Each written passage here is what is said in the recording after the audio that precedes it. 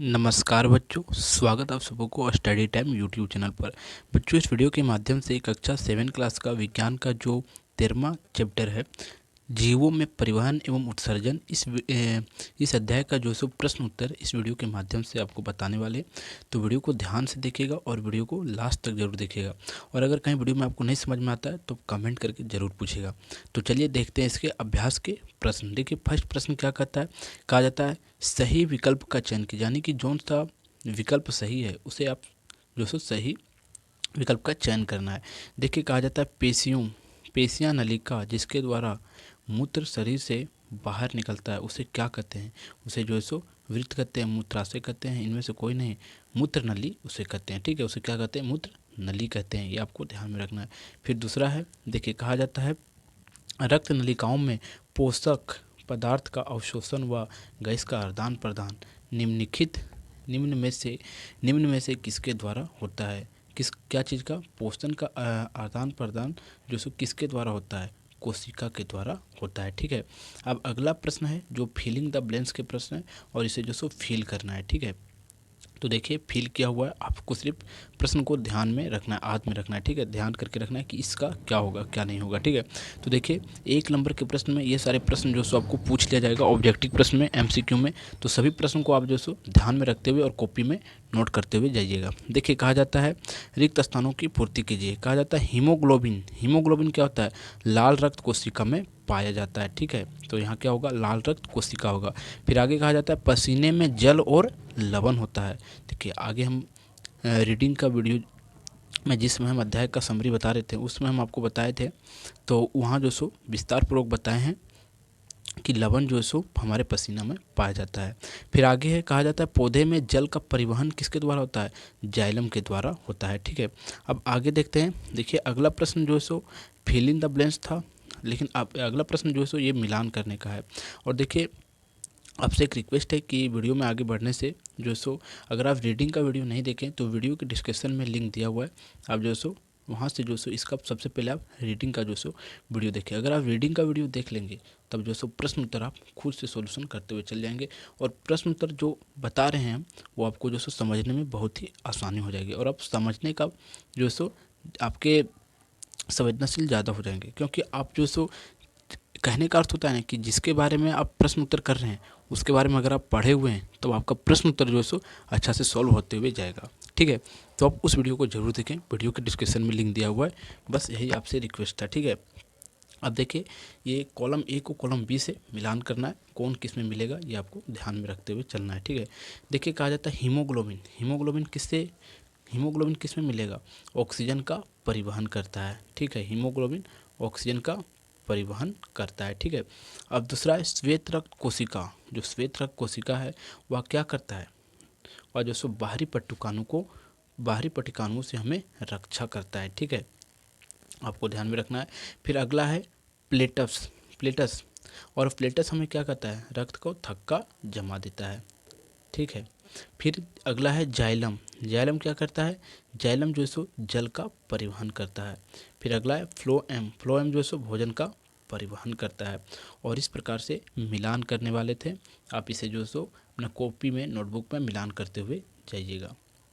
अब अगला प्रश्न जो कि यह सब लिखित प्रश्न है, ये सब प्रश्न को आपको जो सो नोटबुक में पूरा तरह से लिखते हुए और याद करते हुए जाना है। देखिए कहा जाता है पौधे तथा जंतुओं में पदार्थों का परिवहन क्यों आवश्यक है। देखिए उत्तर कहा जाता है पौधे तथा जंतुओं में पदार्थों का परिवहन आवश्यक है क्योंकि इससे होकर खनिज लवण अवशोषित होता है और जंतुओं द्वारा उसके शरीर से भोजन वायु जल को ग्रहण करके एक एक एक एक एक कोशिकाओं तक पहुंचाता है। क्या जो ग्रहण करता है उस चीज़ को जो सो एक एक कोशिकाओं तक खनिज लवण को पहुंचाता है। ठीक है, यही जो सो कार्य करता है पौधे में परिवहन का। ठीक है, अब अगला प्रश्न है। देखिए अगला प्रश्न कहा जाता है रंध्र क्या है। देखिए रंध्र के 2 कार्य बताइए, और रंध्र क्या है और रंध्र का 2 कार्य हमें बताना है। तो देखिए सबसे पहले रंध्र क्या है। देखिए कहा जाता है पौधे में होने वाली वह प्रक्रिया जिसमें जल जड़ से जाइलम द्वारा जल जो है सो जाइलम के द्वारा पत्तियों तक पहुँचाया जाता है। रंध्र के दो कार्य निम्नलिखित है। अब रंध्र के दो कार्य निम्नलिखित समझिए, ठीक है। पहला कहा जाता है पौधे में उपस्थित, समझिएगा, कहा जाता है पौधे में उपस्थित अतिरिक्त जल रंध्र के द्वारा वाष्प के रूप में बाहर निकल जाता है। जो पौधे में जल पहुंचता है वह वाष्प के रूप में जो है सो क्या होता है, निकल जाता है। फिर अगला आगे कहता है रंध्र के द्वारा ही जाइलम द्वारा जल को जड़ से पत्तियों तक पहुंचाया जाता है, ठीक है। अब अगला प्रश्न को समझिए, छठा प्रश्न है। देखिए छठा प्रश्न जो सो बताने से पहले आपसे एक रिक्वेस्ट है और है कि प्लेलिस्ट का वीडियो अगर आप नहीं देखे हैं तो प्लेलिस्ट ज़रूर एक बार देखिएगा, क्योंकि प्लेलिस्ट में सभी वीडियो जो सो हमारा अवेलेबल है, आप वहां से ज़रूर देखिएगा। तो स्क्रीन पर प्लेलिस्ट का वीडियो चल रहा है, आप देखिए ध्यान से। देखिए प्लेलिस्ट देखने के लिए आप हमारे किसी भी वीडियो से आके जो सो प्लेलिस्ट चेक कर सकते हैं। तो देखिए प्लेलिस्ट चेक करने के लिए हमारा चैनल का आपको किसी भी प्रकार का वीडियो आया है हमारा चैनल का रिलेटेड, तो आप यहाँ जो है सो क्या कीजिए, उस पर क्लिक कीजिए, ठीक है। आप यहाँ क्लिक करेंगे तो आप देखेंगे हमारा चैनल पेज जो है स्टडी टाइम, ये जो सो खुल गया है, ठीक है। आप देख सकते हैं यहाँ आपको स्टडी टाइम लिखाते हुए दिख रहा होगा। अब आगे क्या करते हैं, देखिए यहाँ आता है आपको वीडियो, देखिए वीडियो है, शॉर्ट्स है, होम पेज है और यहाँ पोस्ट है और यहाँ आपको एक दिख रहा होगा प्लेलिस्ट। तो आपको क्या करना है, सीधा सीधा प्लेलिस्ट पर आना है, ठीक है। देखिए प्लेलिस्ट पर आइएगा आप, और प्लेलिस्ट पर आके आप क्या कीजिएगा, देख सकते हैं आप क्लास 7 का साइंस का प्लेलिस्ट बना हुआ है पूरा अध्याय का, फिर उसका आंसर का क्वेश्चन आंसर का बना हुआ है, फिर इसी प्रकार क्लास 8 का, फिर क्लास 8 का क्वेश्चन आंसर का विज्ञान का है, फिर आप देख सकते हैं क्लास 8 का हिंदी का है, और इस प्रकार क्लास 6 7 सबका जो सो प्लेलिस्ट यहाँ बना हुआ है। और आप किसी भी प्लेलिस्ट को ओपन कीजिएगा, देखिए इस प्लेलिस्ट को ओपन करते हैं तो इसमें जो सो आपको पूरा सीरियल बाय सीरियल सभी अध्याय के जो सो वीडियो आपको मिलते चले जाएंगे। तो इस प्रकार यहाँ से आप अगर देखते आके तो आपको भी सुविधा होगा और आपको कहीं और जाने का जो है सो ज़रूरत नहीं पड़ेगा और वीडियो में, ठीक है। तो आप देख सकते हैं ये क्लास 8 का साइंस का है, तो यहाँ से आप देख सकते हैं प्रश्न उत्तर का पूरा वीडियो जो है सो सीरीज बाय सीरीज यहाँ डला हुआ है प्लेलिस्ट में। तो आप प्लेलिस्ट को आकर एक बार ज़रूर देखिएगा। देखिए आपने प्लेलिस्ट का वीडियो देख लिया, अब जो है सो अब आगे बढ़ते हैं। देखिए कहा जाता है छठा प्रश्न, शरीर के सभी अंगों, क्या कहा जाता है, शरीर के सभी अंगों में शरीर के सभी अंगों में रक्त की क्यों आवश्यकता होती है, कि हमारे शरीर में जो है सो सभी भागों में रक्त की आवश्यकता क्यों होती है। समझिएगा, अगर रक्त नहीं हो तो हमारा शरीर जो है सो कार्य नहीं कर पाता है, ये पहली बात आप समझिए। देखिए कहा जाता है रक्त के द्वारा इस शरीर के सभी अंगों में भोजन, वायु, अपशिष्ट पदार्थ का परिवहन एवं स्थान से दूसरे स्थान तक जाता है। यानी कि रक्त है हमारे शरीर में तो ही हमारा शरीर में क्या हो सकता है, हमारा शरीर कार्य कर सकता है, अन्यथा नहीं कर सकता है। फिर अगला है जाइलम और फ्लोएम में अंतर बताइए। देखिए कहा जाता है जाइलम पूरे पौधे में जल के साथ पोषण तत्व जाइलम नामक संभव ऊतक द्वारा ले जाए जाते हैं, और फ्लोएम पौधे में भोजन का परिवहन फ्लोएम नामक ऊतक के द्वारा करता है। जाइलम क्या है, जाइलम नामक ऊतक के द्वारा करता है, और फ्लोएम जो है सो फ्लोएम नामक ऊतक के द्वारा करता है। यही जो है सो इसमें अंतर है। अब आगे है रक्त। देखिए कहा जाता है आठवां प्रश्न है, कहा जाता है रक्त बहते हुए घाव से कुछ देर के बाद रक्त बहना क्यों बंद हो जाता है। कहने का अर्थ बनता है कहीं आप कट जाते हैं तो रक्त बहता है, लेकिन कुछ देर के बाद बंद हो जाता है। ऐसा क्यों होता है कि रक्त बहते ही चला जाता है, तो क्यों बंद होता है ये समझिएगा। रक्त बहता हुआ घाव से कुछ देर के बाद रक्त बहना बंद हो जाता है क्योंकि उस कटे स्थान पर लाल रंग का थक्का खून जम जाता है, और थक्का जमाने का काम जो सो पटिकानु जो सो रक्त को थक्का बना देता है, जिसके कारण से उस स्थान पर थक्का बन जाता है खून, और रक्त को जो सो जमा देता है, तो वहाँ से ब्लड निकलना जो सो हमारा बंद हो जाता है। तो यही जो सो कार्य करता है। अब अगला प्रश्न, नौवां प्रश्न देखिए, कहा जाता है क्या होगा यदि रक्त में पटिकानु नहीं होंगे, कि अगर हमारा रक्त में जो सो पटिकानु अगर नहीं होगा तब क्या हो सकता है। समझिएगा, यदि हमारे रक्त में पटिकानु नहीं होंगे तो हमारे घाव पर रक्त का थक्का नहीं जमेगा और रक्त का स्रवण बंद नहीं होगा। कहने का अर्थ है कि अगर हमारे रक्त में अगर पटिकानु नहीं होंगे तो हम अगर कहीं कट फट जाते हैं तो हमारे शरीर से अगर रक्त निकलता है तो रक्त निकलता ही चला जाएगा, क्योंकि थक्का बनने का कार्य हो ही नहीं रहा है, तो रक्त जो है सो जम ही नहीं पाएगा, तो वह खून जो सो वहाँ से निकलते हुए चला जाएगा, और इस प्रकार किसी व्यक्ति का जो सो मृत्यु भी हो सकता है, क्योंकि अगर रक्त, कहने का ये अर्थ ये बनता है कि पाइप है और पाइप से पानी आ रहा है और वह पाइप कट जाता है और उसे बंद नहीं किया जाता है तो क्या होगा, टंकी से सभी पानी जो सो खाली होते हुए चला जाएगा।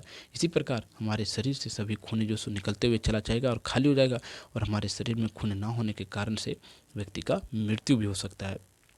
अब अगला प्रश्न देखिए, 10वां प्रश्न देखिए, कहा जाता है शरीर द्वारा अपशिष्ट पदार्थों का उत्सर्जन क्यों आवश्यक है, कि हमारे शरीर में जो अपशिष्ट हानिकारक पदार्थ बनते हैं उसे बाहर निकालना क्यों हमें अति आवश्यक है। देखिए, शरीर के द्वारा अपशिष्ट पदार्थों का उत्सर्जन इसलिए जरूरी है क्योंकि ये अपशिष्ट पदार्थ हमारे शरीर के लिए हानिकारक होते हैं, इसलिए जो सो हानिकारक पदार्थ को निकालना ही अति आवश्यक होता है और अति सुगम बात होता है। अब अगला प्रश्न समझिए, देखिए, कहा जाता है मानव उत्सर्जन तंत्र का चित्र बनाइए और विभिन्न भागों का नामांकित कीजिए। देखिए, मानव उत्सर्जन तंत्र जो कि है और इसका जो सुचित्र है, देखिए ये दायां वृत्त होता है और ये बायां वृत्त होता है, और ये मूत्र नली होता है और ये मूत्राशय होता है और ये मूत्र मार्ग होता है। कहने का ये अर्थ होता है कि दो किडनी हमारे जो जोड़े में पाई जाती है और किडनी से जो सो हमारा मूत्र मार्ग जुड़ा होता है, और किडनी से ही जो सो हमारा अधिक उत्सर्जन जो हमारा हानिकारक पदार्थ शरीर में बनते हैं वो ज़्यादा हो जो सो फिल्टर होकर बाहर निकलता है। ठीक है, तो हमारा किडनी का कार्य क्या है, खून को फिल्टर करना, यानी कि खून में जो हानिकारक पदार्थ हैं, अपशिष्ट पदार्थ हैं, उसे जो सो बाहर निकालने का कार्य करता है किडनी, अथवा उसे फिल्टर करने का कार्य करता है। अब अगला प्रश्न है, कहा जाता है क्या, 12वां प्रश्न है, क्या वाष्पोत्सर्जन पौधे में कोई उपयोगी कार्य करता है। हाँ, क्योंकि वाष्पोत्सर्जन द्वारा ही पौधे को ऑक्सीजन तथा पोषण तत्व की प्राप्ति होती है। किसके द्वारा वाष्पोत्सर्जन के द्वारा ही। अब अगला प्रश्न है जो कि लास्ट प्रश्न है, इस प्रश्न को आप ध्यान से देखिएगा। ठीक है, देखिए, कहा जाता है 13वां प्रश्न, मानव हृदय का कार्य बताइए। उत्तर, हृदय हमारे शरीर में पंप की भांति कार्य करता है। हृदय हमारे शरीर में क्या करता है, पंप की भांति कार्य करता है। आप महसूस करते हैं कि हृदय नियंत्रण धड़कता रहता है, सही बात है, और यह एक पेशी अंग होता है जो हमारे वक्ष गुहा में स्थिर हृदय का निचला सिरा थोड़ी बाईं ओर झुका रहता है, और इसका कार्य हमारे शरीर में ऑक्सीजन ग्रहण करने और कार्बन डाइऑक्साइड का उत्सर्जन होता है। कहने का अर्थ ये बनता है कि हमारे शरीर में हृदय जो सो क्या करता है, पंप का कार्य करता है और पूरे शरीर में जो सो खून का जो सो परिवहन करते रहता है, ब्लड सर्कुलेशन करते रहता है। और इस प्रकार यह अध्याय का जो प्रश्न उत्तर है, सभी प्रश्न उत्तर समाप्त होते हैं। अगर आपको वीडियो अच्छा लगा हो तो वीडियो को आप लाइक ज़रूर करें, और हमारे चैनल पर अगर आप नए हो तो चैनल को सब्सक्राइब जरूर करें। तो फिर मिलता है आपको एक नई वीडियो में, तब तक के लिए जय हिंद।